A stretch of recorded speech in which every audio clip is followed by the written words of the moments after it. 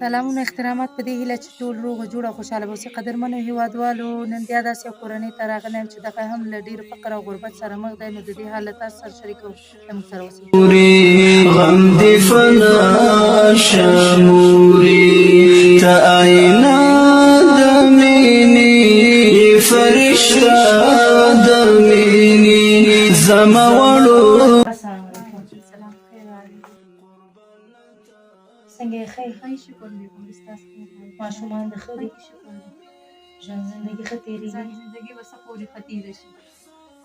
غریبي مې ده، مسکیني مې ده. د غرمه زار زما د بچو ډوډۍ نه وه، زما د بچو چای نه و، خاوند مې مریض دی، وینه ورته خېږي او خپله د اعصابو تکلیف ما واغوسته. دې بچو ته 6 ماشومان لرمه او مشکلات ډېر دی، خو ډېر زیات دی، مشکلات ډېر زیات دی.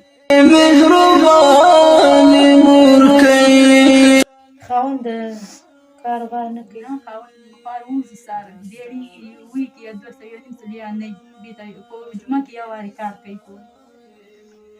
خاوند یې مریض دی، ډېر زیات کار کوی نه شي کولی چې ویږي چې راشي بې خپې او لاسونو نه فریاد کوي، بې خپې او لاسونه خوږېږي، ټوله شپه پرې بې سخته تکلیف لري. خاوند مې وینه کمه ده او زما د دې ډېر تشویش او د خپل ماشومان او د خپل دغه نه ځا ثابته زما د هغه پیدا شو. وسه مې نشته چې دارو وکړم، دغه کلینیکونو له ځمه دارو کومه خور یو چې راشي ما بس هغه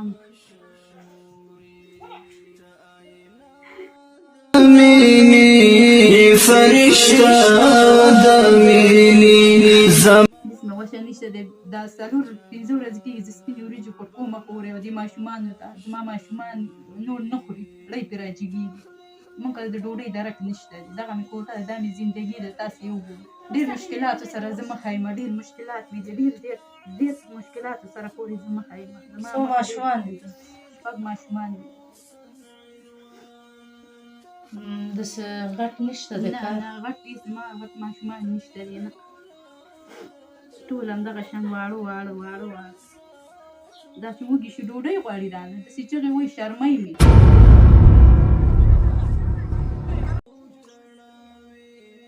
زما د ډوډۍ درک نشته په کور کې. دغه مې کوټه ده ولاکې د دغه فرش وسم سمایي چې زه دې ته خپله فرش واخلم یا توشک وکړم یا بلستنه وکړم یا هېڅ وسه زما نشته دی. هغه هېوادوالو ته څه ویل غواړي؟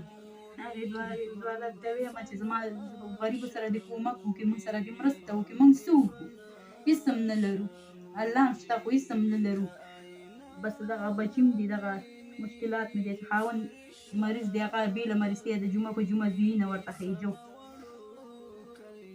چې تاسو پیسې نه لرئ نو هغې ته وینه پسې خېجوئ؟ هغې ته خورې جاتي هسپتالونو ته ځو، خورې جاتي ورته خلک انډیوالان یا دوستان یاران دغسې په درد وکړي بس وینه ورته وخېږي.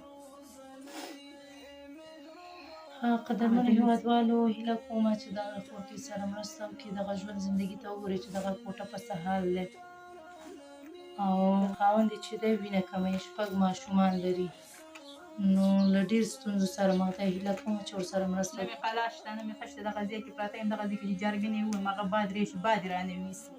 ټانټې ودرومه ټانټې هم رانه باد یونیسي چې وسه مې وي خو دغسې به مې راتاو کړې. زه خپله د خټو وسه نه لرم چې زه خپل خاوند مې مریض دی چې یو دیوال یا چیر دیوالي ماله وکړي. په دغه ځای کې پراته یم چې خاوند مې مریض دی، ډېر سخت مشکلاتو سره ډېر هېوادوالو دغه ډېر زیات مشکلات لري. یو کوټه ده، حویلۍ هم نه لري.